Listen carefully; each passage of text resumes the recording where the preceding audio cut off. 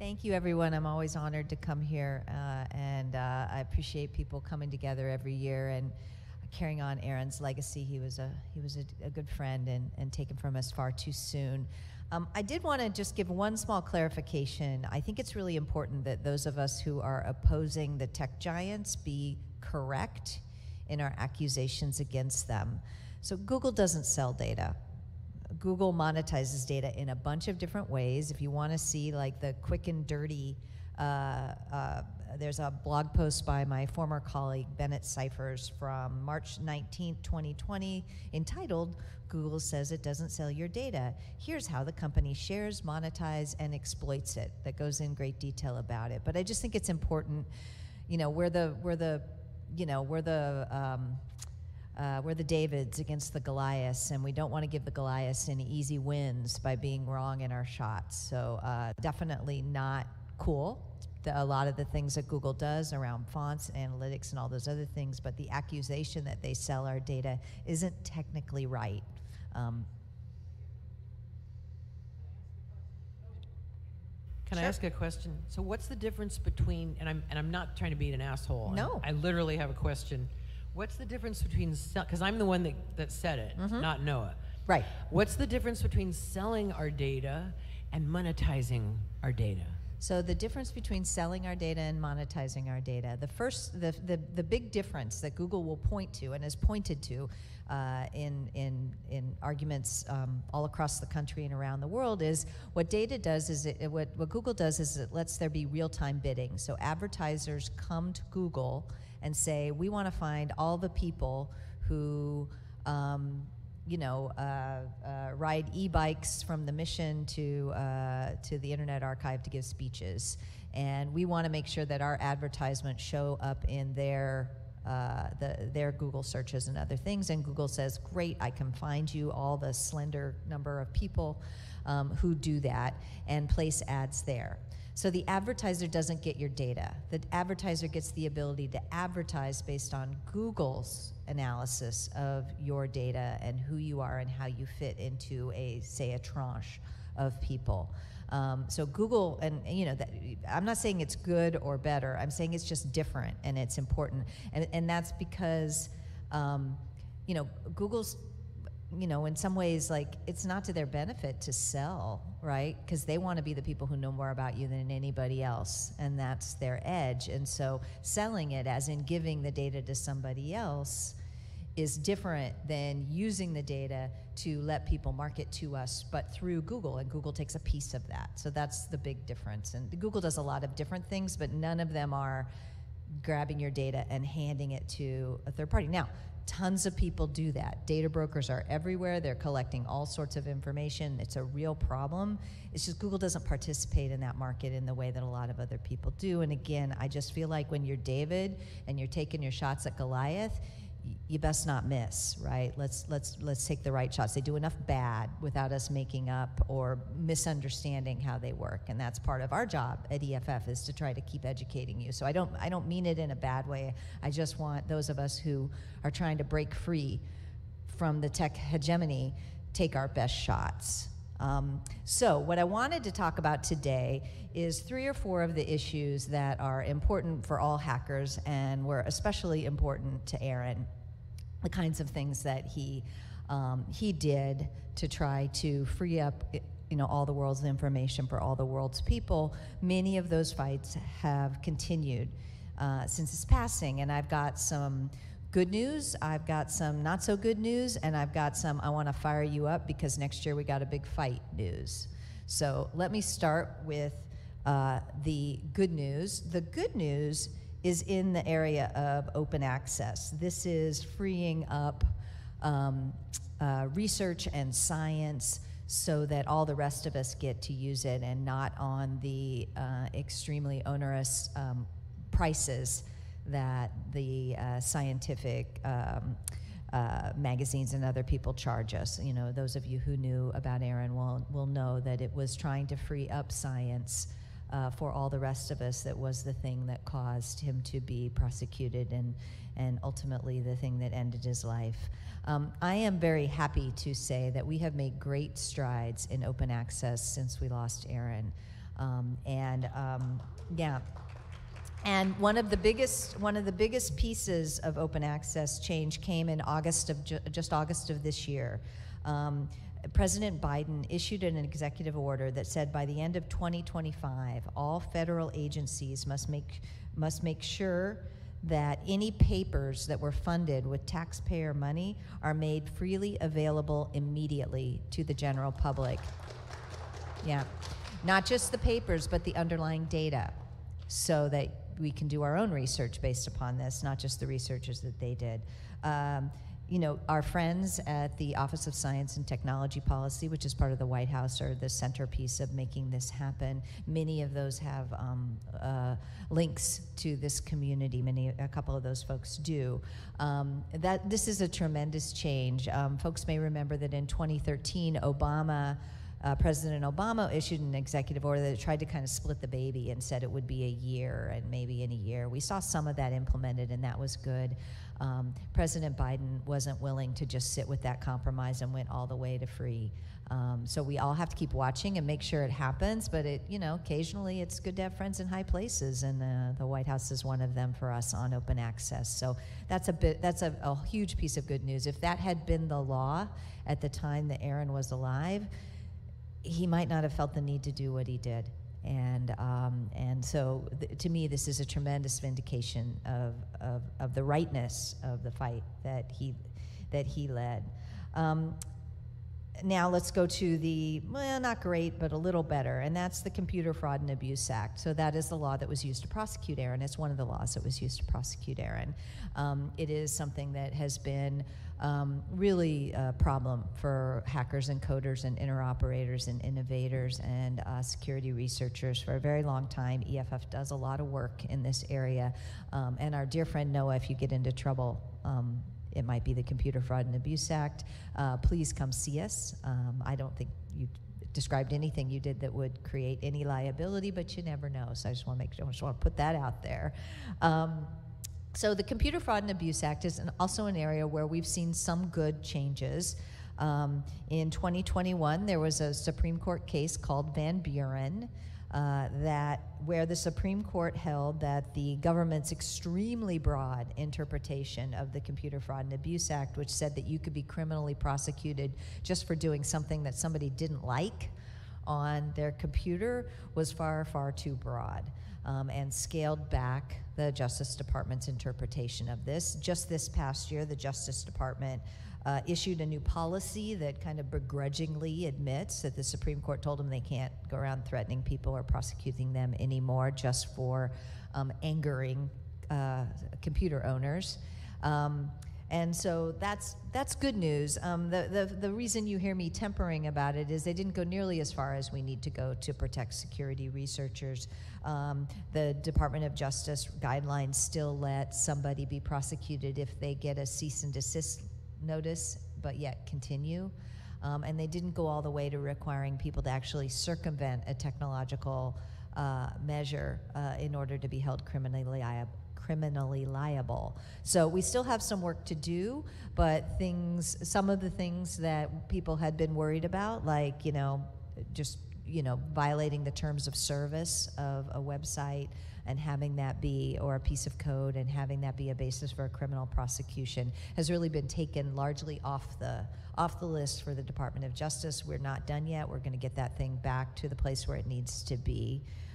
But that's one where I would say we've made some good progress, but we still need to protect good faith security researchers and interoperators better. And EFF continues to work on this, and we continue to represent hackers and coders and interoperators to try to help them navigate the thicket of laws, not just the Computer Fraud and Abuse Act, but the thicket of laws that often get in the way of making cool new things for us, more privacy protective things for us, and other things like that. So we're making progress, got a ways to go on that one. Let me see my other ones that I was... the other thing I wanted to talk about a little bit, where we actually do have another victory, and that's around something called PACER. This is another thing that Aaron did a little earlier in his life, which is try to free the law. PACER is the federal government's place where all of the case law, all the things that judges do in federal cases all across the country, and all the dockets are available to people to download, but at a cost. One of the things that Aaron did a little earlier in his career was try to free the law by doing a bit of a minor level hack on the PACER system. This is something that made him, I suspect, brought him to the attention of the FBI, such that when he did the second thing a little later around scientific things might have led to the fact that the severeness with which he was prosecuted. It's possible. I don't know what's in the heart of a prosecutor.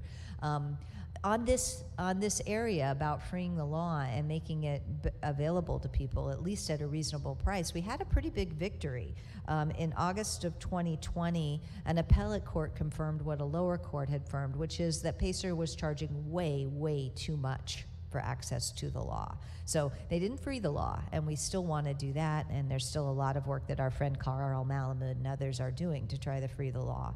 But the fact that they had to agree to a $125 million rebate to people who had overpaid for access to the law is a good thing, and we're now in a process of trying to match the charges that people get paid with the actual cost of the system, as opposed to turning it into a cash cow for the government. And this will make things better for all the people who use the law for all sorts of things, and make it more freely available to us, not free as in beer, but free as in speech. So that's another bit of good news on something that I think was near and dear to Aaron's heart. Now I want to talk a little bit more about the fight that's coming up, and that fight is around the spying by the NSA. There is a key provision that the NSA uses to tap into the internet backbone in a program called Upstream, and to give itself the authority to go to big companies like Google and demand that they search their entire databases for information about people. This is called Section 702 of the Foreign Intelligence Surveillance Act. We call it 702 for short, those of us in this fight. Section 702 is up for renewal in front of Congress next December, so December 2023. Congress has to renew this authority or it goes away. You may recall that another piece of the authority called Section 215 actually did go away. There was a fight. It was a strange fight between the far right and the right. But it ultimately resulted in Section 215 expiring. And that's good news for all of us. There's other ways that they're still doing spying. I don't want to pretend like we made things all the way better, but we made them a little better when 215 expires. We can make them a lot better when 702, if 702 expires. So you're going to see EFF, our friends at Demand Progress, which is the organization that Aaron started to try to do public advocacy, the ACLU, and a lot of other groups work to try to make 702 die, to convince Congress not to renew Section 702. And I want to enlist all of you here today, and all of you listening from the live stream and otherwise, to please pick up the call when you hear us asking for you to write your congressman or sign a letter or make your voice heard. Because if we can kill off 702, we will definitely be doing something that Aaron will be smiling at us for. Stopping NSA spying was something that was also near and dear to his heart. We have partnered with our friends at Demand Progress and other organizations to try to stand up for your right to have a private conversation in the digital world for a very, very long time. And if we can take this hit and knock 702 out, that'll be one less thing that we need to do. I'm sad to report that our litigation attempt to try to kill Section 702 was itself killed by the U.S. Supreme Court this spring on state secrets grounds. But if we can't do it in the judiciary, we're going to try to do it in Congress. So that's another area where I would love to see this community help us and stand up. NSA, the national security should not be an excuse for spying on everybody. It wasn't an excuse for spying on everybody when this country was created, which, you know, was a national security problem, and it shouldn't be now. We shouldn't have a hole in our Constitution that every time the government invokes national security, we are suddenly left unprotected. So that's a fight that's coming up. It's one, you know, when I start to prepare for this talk every year, I think, when would I hear from Aaron? You know, when would Aaron be calling me or seeing me at an event and go, Cindy, we got to do something about this. Cindy, what are you doing about this? Which I would say is a familiar feeling for me because he did a lot when he was around. So what I do when I'm thinking about this moment, I think, when would I be hearing from Aaron? When would he be urging me to do something? When would he be doing something cool over here and reach out to me and say, here, this is what I'm doing to try to make the cause, put the cause better? And this is 4 areas that I think I feel confident I would have a little Aaron on my shoulder telling me what to do. And my challenge and my request to all of you is whether you actually have a mythical Aaron on your shoulder or not, we all have him in our hearts, and let's step forward and continue all the fights that he started. Thanks.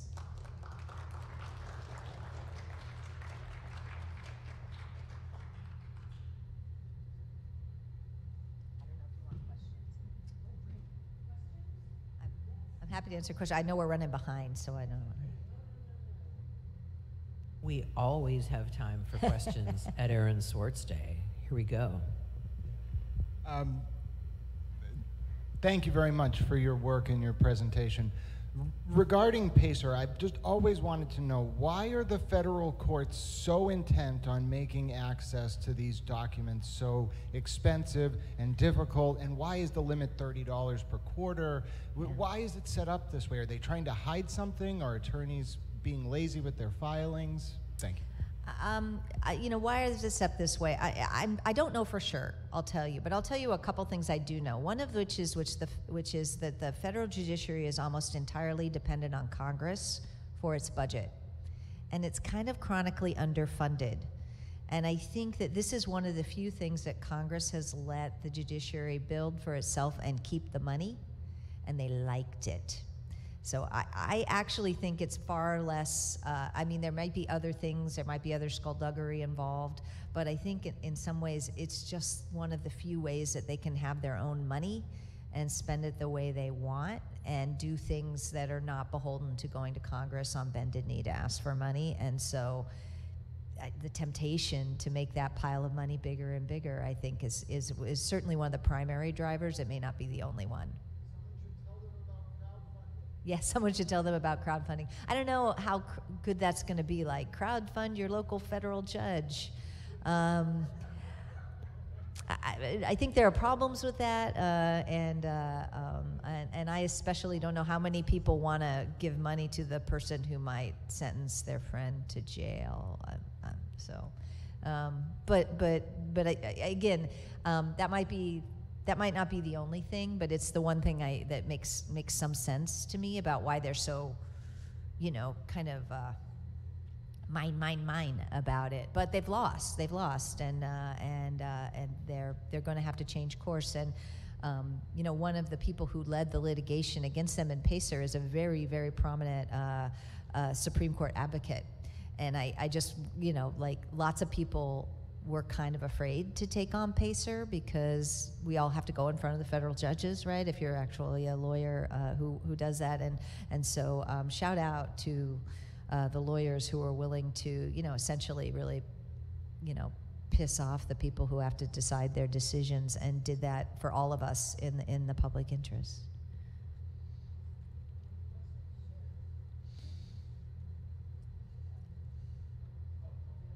Another question?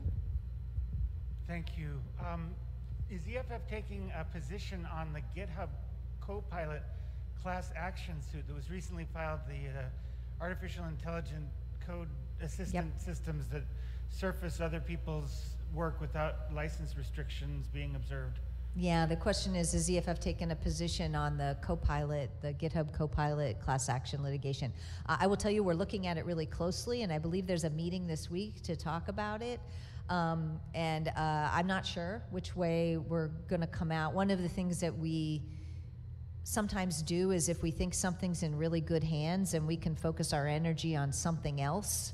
So just because we don't say anything doesn't mean we don't care, we don't have a position. It may just mean that we're like, oh, thank God, somebody's handling that. We can go over here and do something else. So I know that a couple of members of the legal team and the tech team are meeting this week to talk about the case. I'm not sure whether the decision will be to say something or not to say something, but we're definitely watching it. I think it's a very interesting question about, there's complicated questions about ownership of data that goes into machine learning systems, and how do you think about that in the context of open source licenses and other kinds of things. It's a fascinating, interesting question, I think. It's cool to hear an update about the EO about PACER. I'm wondering if you have any perspective on like the same sort of free the law stuff at the state levels. Like, what is that? Just what's the latest on like the state level legislation, or what have you seen happening in the sort of at the state level, not the federal level?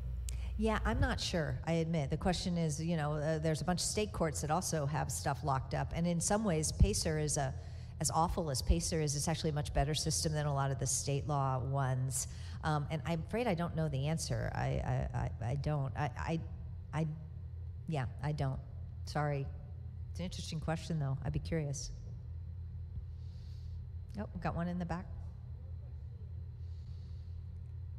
One more question? Thanks. And thank you so much for your talk here. It's very informative. Something that was new to me when I watched the Aaron Swartz film just this past week was the fact that there used to be a Department of Science that Congress would go to ask questions, and he said that Gingrich had eliminated it. Yes. Is there any work on getting that back? A short answer, no. I think there's a lot of people, it's called the Office of Technology Assessment, and it was something where members of Congress could go to it and ask, like, somebody wants me to do this thing on tech, is it a good, what will it actually do? Not even take positions, but the same way you can go to the Congressional Budget Office and get the budgetary ramifications of something you're doing without them taking a position on it. And I haven't seen any serious effort to try to recreate the Office of Technology Assessment. There's a group called Tech Congress that is working with fellows and trying to put fellows into various congressional offices so that they have somebody they can turn to. I would say they're not a Tech Congress fellows, but our old friend Chris Segoyan is in Ron Wyden's office, and I think plays this kind of a role there. And the idea of Tech Congress is to try to grow that out so a lot of congressional offices could have a technologist there who can help them with issues. I see more movement that way than the actual kind of office. I still think it's a great idea. But I don't, as much as every time we sit down and talk about how could Congress get better about tech, this comes up as a really good idea. I don't see anything actually moving it forward right now. Thank you.